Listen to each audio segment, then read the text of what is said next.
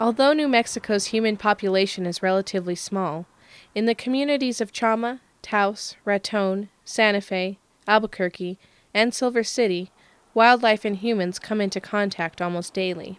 These encounters can be as small as a bird striking a window to bears raiding bird feeders. They can also be as frightening as a cougar killing pets and livestock or stalking a hiker. Dealing with wildlife in urban areas is a common assignment for the New Mexico Department of Game and Fish. St. Patrick's Day in Santa Fe was marked by the capture of this cougar. May to August is bear season in communities throughout New Mexico. Late winter is when herds of antelope are rounded up and moved off farms and ranches.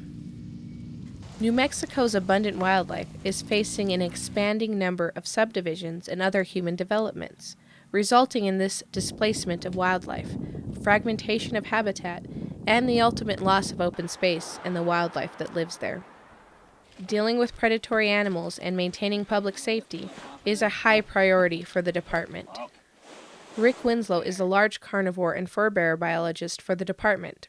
We need to get there as soon as possible because there is a human safety issue always in one of these with a lion or a bear. If this is an animal that's scared and it's trapped in a city in an environment it can't readily escape from, you really don't know what it can do. It's a wildlife, it's always unpredictable, it doesn't behave like a pet or something like that, and we just need to, for the safety of people primarily, but then the animal also, we'd like to get them out of town. Oh, with any wildlife, it's hard to know exactly what brings them into town.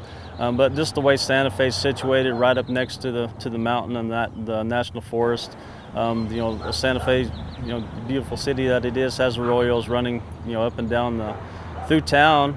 Natural drainages that are just here, and all kinds of wildlife use those drainages and arroyos as travel corridors. So it wouldn't be outside the realm of possibility to think the mountain lion followed food source into town via the arroyos.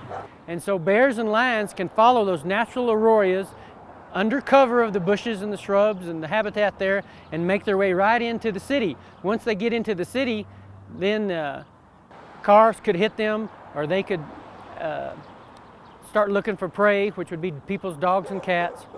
And of course they do follow, some of the deer also follow right into the city, so the lions follow the deer into the city.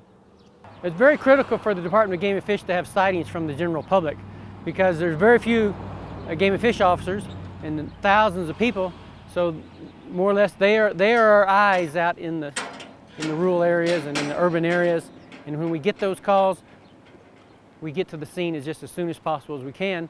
The Santa Fe cougar spent a long day on the road. After being captured, it was taken to the veterinarian in Rio Rancho, then hauled to the Carson National Forest and released late at night.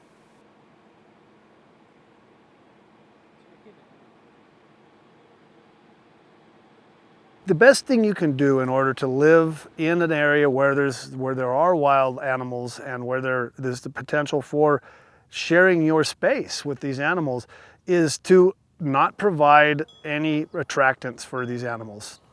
Bird feeders are great in the wintertime. That's when birds need birdseed. Don't feed them in the summer. There's plenty of natural food. Keep barbecues and things like that clean. Feed your pets indoors. You should keep your pets indoors anyways. Garbage management. You should put your garbage out the day of pickup, not the night before. Fruit trees and gardens and compost piles, all of these things can be protected. If you pick up the fruit as soon as it's ripe, or pick it as soon as it's ripe and pick up any fruit that falls onto the ground. Compost piles can have covers on them. There's many things you can do in order to avoid creating an attractive environment for wildlife in your yard, in your personal space. A bear's nose is so large it dominates bear behavior at certain times of the year. This incredibly acute sense of smell that bears have allows them to find food supplies basically any time.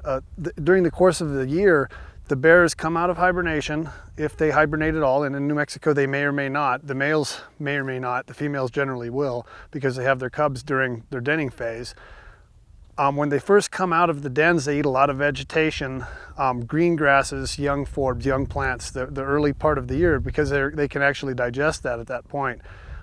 As the summer progresses, they eat a lot of insects, ants. They dig into old logs, rotten logs, and get beetle larvae and things like that. as the summer progresses and the fruits become ripe, they eat a lot of fruit, as much as is available. And in the fall, they become what's called hyperphagic as they prepare to hibernate. They eat 20 hours a day as long as there's food available.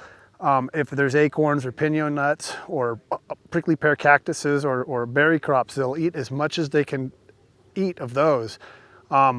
This is also the time of the year when they'll often come into conflict with human communities because they come into the fruit crops, beehives, occasionally even barn animals or farm animals, chicken coops and things like this. And then we run into problems with having to deal with these bears, which we consider to be nuisance animals.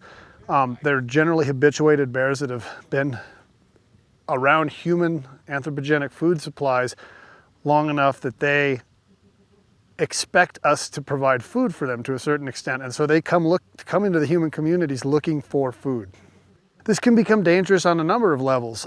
Bears as a general rule are not dangerous to human beings. However, a bear that is it's become unsensitized to human presence may become dangerous. They may look at us as a potential food supply, not at us so much as food, but they may lose their fear of humans.